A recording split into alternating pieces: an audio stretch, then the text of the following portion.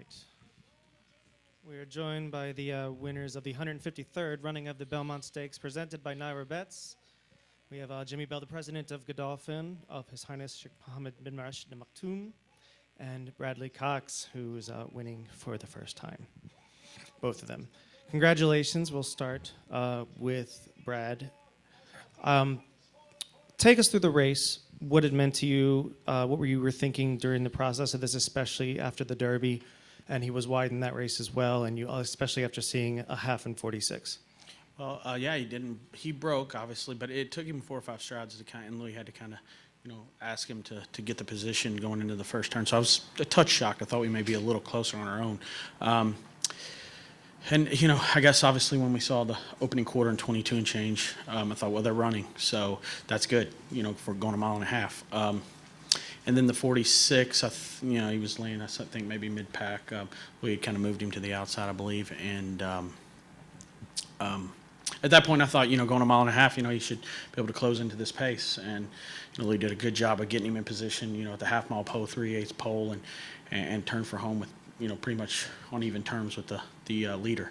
And obviously, High Rod Charlie ran a tremendous race to be hanging around that late with, doing all the dirty work, I would say.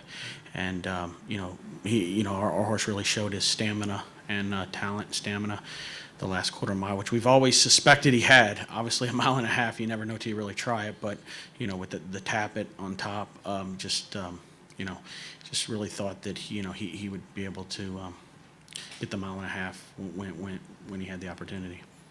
And the pressure you had with him being a champion, with being a beaten Derby favorite, what was going through your mind as you're preparing for this, for a really difficult race for him? Well, once again, we've always thought that he was a horse with the talent and the ability and the stamina to get the mile and a half. And obviously, it was, after the Derby, you just kind of have to see what it takes out of one. It's a demanding race as well as Belmont. So, we just watched him there for, a week or so and just felt like, I think, we put our heads together and we felt like if we're going to keep this horse in training, we may as well run him because he's doing well. And I didn't really think I could keep his feet on the ground for the next couple months, to be honest with you, without keeping him on some type of regular breeze schedule. So, he's a very, very smart horse. He does have a lot of energy. He's obviously 3-year-old colt, but he lets you know when he's ready to run. There's no doubt about it. And he's a very intelligent horse. We train him race day I think all 7 races now we've trained him race day, and he comes back to the barn, he cools out, lays down all day. He's a very intelligent horse.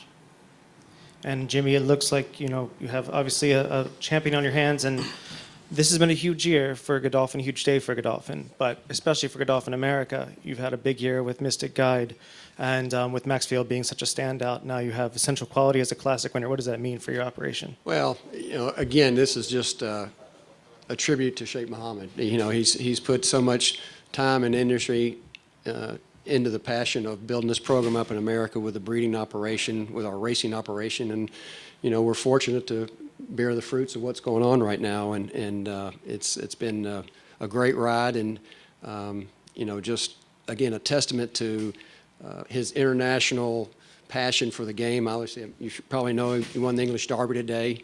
And to come back here and run 1-2 in the Just a Game. And, these are all homebred. So I think, listen, we're fortunate anytime you can win a big race, but when you can call them all homebreds, gee whiz, that really is quite special. And, I would say, too, just a real tribute to the team that we have and with Sheikh Mohammed in general, with, the guys like Michael Banahan on the farm down there, director of farm operations, and Danny Mulvihill, who would raise these things up. These guys don't get a whole lot of credit and stuff, but there's a big team going on behind it, and certainly Brad, the job they've done from bringing a 2-year-old champion to come back and to win a mile and a half race is a testament to his team and the guys he's got working day in and day out. So it's a great celebration for a great team. I'll open up to the floor. Dave. Brad, the morning after the Derby, you told the story of the first time you worked in the Belmont Stakes. Sounded kind of hyperbolic, but besides the captain part of it, what was it about that particular training session that you said, this horse wants to go? He worked 3/8 and he kept going the whole way down the backside. So he worked like 7/8. No, I'm exaggerating a bit there, but he's just, I think the tappet, I think it always just kind of jumps, and he was just impressive to me. The first time I saw him, I remember exactly where he was in the middle of the barn at Keeneland. I was like, wow. I mean, just like he's a pretty good looking horse. So obviously the tappet gives you confidence with the Belmont, the 1.5 miles. There's no doubt about it. When you follow up to that, when you came alongside Hot Rod Charlie, and you knew that they went fast, did you think that he's just going to go by and they might open up? No. Flavian looked like he was doing it well in hand. And that horse, someone asked me earlier in the week, who do you think, is one of the best horses in the race besides yours? I said, I think you got to go with Hot Rod Charlie. He ran a big race in the Derby, ran a big race in the Breeders' Cup. He ran a huge race in Louisiana Derby. And I mean, he's a very, very good horse. No, I didn't think we were just going to go by and we were going to win by open links at all. I thought we had a battle on our hands, and we did. Obviously, Tappet kind of has a reputation of being a sire that produces progeny that can be a little bit headstrong, a little bit tricky to train at times. Has he ever given you that at all? Not really. And I do understand what you're saying and asking, because they can be challenging at times. But overall, this colt's been pretty straightforward. He likes his job. He enjoys to train. He enjoys training, and he's been pretty straightforward since the beginning.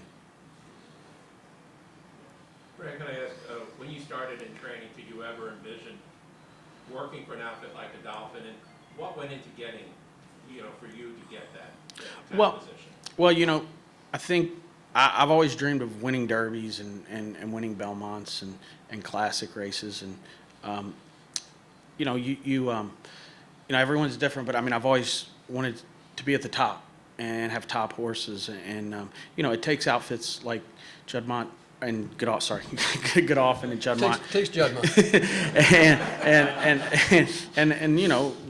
Large outfits to give you opportunities with well-bred horses, and that's what we've received. And we've got a great team in place to work extremely hard. I think one thing that's appealing is we have different locations. I mean, we're able to move our horses around where they fit. We're not just based in one spot. Jimmy, you concur same thing about Absolutely, yeah.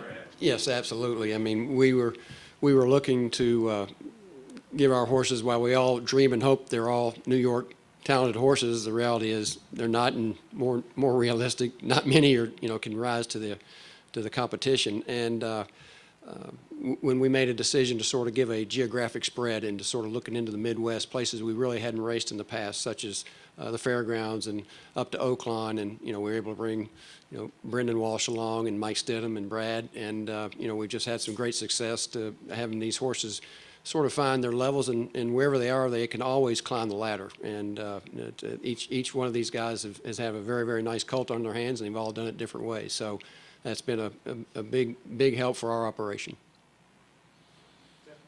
Jimmy, you said earlier this year that after the Derby that the main goal is to be the Travers for the summer. Is that going to change at all now? Is he going to get a rest, or do you think it's full board to Saratoga? Well, I'd sure defer next door there, but certainly we discussed the Travers, as I said, and that's a pretty significant race, and when you're trying to raise your resume a little bit, that's one you like to have on there, a Travers winner and a Belmont winner, and again, it shows so much of this horse's versatility and his adaptability, no matter how races are run or the distance are run, and there are not many to do that. And Brad's done a wonderful job of giving him those opportunities to give a good account of himself. Brad, what are your thoughts on that for the summer? It's something that, first and foremost, we're going to watch him. We're going to get him back home to Churchill and just let him recover from this. But, I think it would be the logical spot moving forwards. Now, how we get there, I don't know. But, once again, first and foremost, how he comes out of it, how he responds from this race, and, how he handles the ship back. And, just let him settle in. I mean, me, Jimmy, we talked about, myself and Jimmy talked about what was next post Derby, and we watched him. We didn't just say, "Hey, we're going to the Belmont," or "We're going to the," we're pointing for the Travers. We watched him and kind of let him tell us, how he was doing, how he was moving, and his attitude, his energy. I mean, it's starting to warm up. It's getting hot, so we're just the most important thing is just letting him tell us. Brad, who's you've got presumably the Derby winner, and now you've got Belmont winner, so who's the best 3-year-old in the barn? Look, they're both very good colts. But listen, with the body of work that this colt's done and the numbers he's received and the way he's stepped up and been so consistent. Jimmy said earlier, I mean, he's never run a bad race.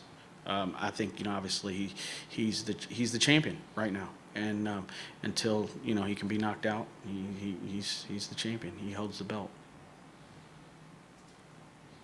Brad, would you reflect on what it means to you to have your two children working with you? I mean, it means a tremendous amount. And I guess the most special, the main thing is I never threw this at them. They fell into, they came to the barn, they fell in love with it. And I see them, I see a lot of myself in them in regards to their passion and love for the sport and the game and just the daily grind, I guess you would say.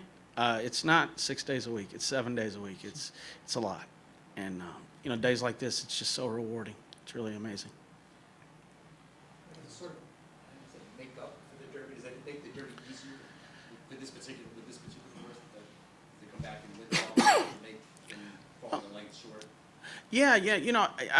That's what people had said. Was this like a redemption thing for him? And I guess it may have been a little bit. Whenever you're defeated, you got to get back on track, right? So he was able to do that today, and I'm glad he's back in the winner's circle. Jimmy, to break through, to get a U.S. Classic win, and on the same day as a Derby win. Now, where does this rank in terms of red letter days for Godolphin?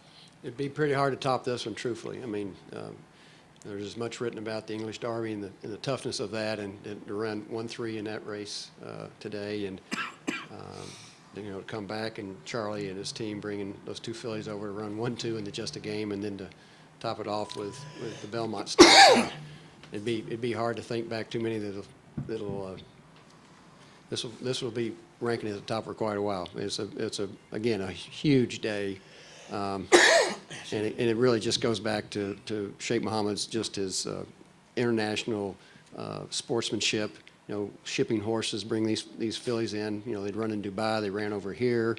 The development of what we've done here with the breeding and racing program, just a great tribute to a tremendous sportsman. Brad, you happened to behave during the race, and I thought you were remarkably composed. Is that typical? Are you holding stuff in? Tell me about as you're watching the race with things. Yeah, I'm normally pretty composed watching a race. And I watch them all on television. No secret there. But I yelled Louis' name a couple of times down the lane. so that was about that's the extent of probably how much cheering I do. But I'm just trying to really focus on what's happening. Watching horse, the way he's traveling, the rider, how aggressive he's being. Obviously, the horses are close to him and what how they're responding and how they're being ridden. So I'm taking a lot in. That's why I like watching it on television. But yeah, no, that was exciting, and I probably got a little more vocal than normal down the lane there. I normally don't say or scream or get too excited. I'm just thinking about what's happening, really, just trying to really focus on the race. Real question. Jimmy, have you heard anything from His Highness or his office? I know it's late there, but I know It he likes is to a little. respond. We've been celebrating too much. I haven't even allowed myself to look at the phone yet, but I'm expecting some big high fives from across the way. Brad, I might be totally off base on this, but did you only wear the hat for the Belmont? I did. Is there a reason for that? A friend of mine texted me, says, you need to go put a hat on. I'm not superstitious, but honestly, between the Met Mile and the obviously the Belmont, I went back to the barn, checked on the horse, and just kind of hung out around the horse and just sitting there. I was like, there's a hat, I'm gonna put it on. So that's what. So there is some luck. Maybe so. I don't know. No, I think what it was a very good 3-year-old colt's what I think. Right, at what point did you determine that Belmont was next after the Derby, and were you pleased with how he shipped and, breezed in the morning and the days leading up to today? Yeah, well, yeah, for sure. We were pleased with how he was training. Obviously, we had never been here, but his last 2 works at Churchill have been really good. Once again, we had talked with Jimmy, Dan Pride about what our next step was, and we had wanted to somehow get to the Travers. The time between the Derby and say it using the Jim Dandy as a prep for the Travers, I mean, it was a good bit of time. I can't remember exactly how many weeks it was or months. I just thought, wow, I'm gonna have a hard time holding this colt on the ground. And anytime you restart a horse, it's tough. Anytime you shut a horse down and bring him back, there's always that chance they just don't come back the same. Obviously, I think we saw a little bit of that with Nick Sco today. But this horse had been, I'm not going to use the word shut down, but we backed off of him after the Breeders' Cup, and he came back and he performed really well in the Southwest at Oaklawn. That was going to be a similar break, I believe, between the Kentucky Derby and the Jim Dandy or the Travers. I can't remember exactly the distance. And anytime I just, dealing with perfect example was British Idiom as a champion 2-year-old filly. She took somewhat of a similar path as a 2-year-old as Essential Quality. She broke her maiden going short. She won the Alcibiades. Then she went to Santa Anita and won the Breeders' Cup Juvenile Fillies. We brought her back, and as a 3-year-old leading up to her first start in the race at Alexandria, I didn't feel like she was she was good, but she wasn't quite as good as she was as a 2-year-old. She ended up second that day, I believe, actually beat Swiss Scott over. So, I mean, it was a very, very good field. So you always take the chance of the horses just not coming back quite as right and not quite as well. And I just thought it made, a lot of sense to just kind of watch him and let him tell us if, the Belmont was something we should pursue. And obviously, it ended up being a good choice, and I'm very proud of his effort today. Do you remember when you determined that you were going to Belmont? I mean, I know I'd worked him once, and I worked him by himself, and I remember he went like a half and 50 and 3 or 50 and 4, just by himself, just let him kind of cruise around. Just kind of watched him, and we thought, I remember we had talked about, whether to pursue the Belmont, and obviously it's a Grade 1, and there's not a lot of opportunities for grade, 3-year-olds and Grade 1s, and thought, as long as he's doing well, I can't remember the exact day, but we would pursue the race. And he did ship well. At last part of the question, he shipped really well. And one last one for me. Obviously, the Breeders' Cup at the end of the year might be a possible goal for him again. Jimmy, how do you separate these 3 superstars? We try to keep them separated as long as we can. They are really fun to watch, and to watch their development, and to see the paths they've taken, to see Mystic God go, halfway around the world and win the Dubai World Cup, and to see Maxfield come back and be able to put all of his races together, and the race he ran in the Ali Sheba on the Derby weekend. They are all, would like to think at the top of their games, and then you see what Essential Quality has done today. So we're blessed with some pretty good options in front of us. Anybody else? Brian, what time are you going to be at the barn tomorrow? There you go. We'll be there early. I mean, we'll be in there probably around 5 o'clock. What's the best time for us to come see you? When would you like to be bothered? Those of us that sleep. I'd say 9 o'clock. We could, we should be somewhat finished earlier tomorrow than normal, so 9:30 should be. What are you going to do about the horse? When's he going to go back to Kentucky? It's probably Monday. I know I've talked with the van company, but I think it's Monday. I'll leave Monday as well, but we'll know more tomorrow. Celebration enough? No, I'm not a big. If I'm getting up early in the morning, I can't do much celebrating. Honestly, I'm just excited. I just want to get back and check on the horse and see how he is, and we'll wind down later tonight and be up at it again early tomorrow. Will you bring him out tomorrow? In like what way? Just If you wanted yeah, we could show him outside the barn. He's a 9-hour tour? Yeah, we could do that. We could do that. Yeah, 9:30. We could show him off. He's a kind horse. I mean, he really is. I mean, he'll bite you, but he's kind. That 1.5 mile may have took a little bit of starch out of him. Yeah. All right, everybody good? Thank Well, thank you all. very Appreciate much. it. Yep, Thank you.